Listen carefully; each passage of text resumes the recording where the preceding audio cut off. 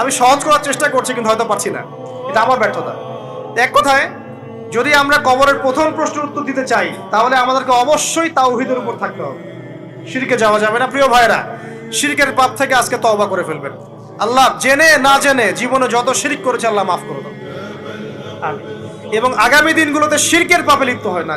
প্রিয় ভাইরা, যদি আপনার আমল নামায় আসমান জমিন সমানও পাপ থাকে, শিরকের পাপটুকু না থাকে, আল্লাহ পাক আপনার পুরো পাপ মাফ করতে পারবেন ইনশাআল্লাহ। আল্লাহ পাক বলেছেন, মেরাজের রাতে নবী সাল্লাল্লাহু আলাইহি ওয়াসাল্লামকে আরশে আজিমের কাছে উঠিয়ে নিয়ে আল্লাহ পাক 3টা ওহী করেছেন। কয়টা ওহী? একটা ছিল 5 ওয়াক্ত নামাজ, ঠিক আছে। 2 নাম্বার হচ্ছে সূরা বাকারার শেষের 3টা আয়াত। 3 নাম্বার একটা ওয়াদা, একটা প্রতিশ্রুতি। সেটা কি?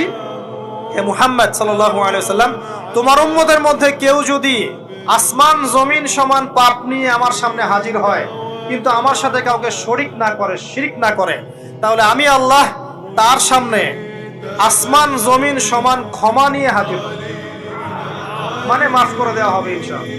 অতএব শিরকের পাপে যায় না, ইনশাআল্লাহ জান্নাতে যাওয়া যাবে। যে ব্যক্তি মন থেকে একবার লা ইলাহা ইল্লাল্লাহ পড়েছে, সমস্ত বিষয় আল্লাহর দিকে সুপর্দ করে, তার অন্যান্য অনেক পাপ থাকতে পারে, আল্লাহ পাক চাইলে সব পাপ মাফ করতে পারে। অতএব মান রব্বুক উত্তর দিতে চাইলে শিরকের পাপে যাওয়া যাবে? যাবে না।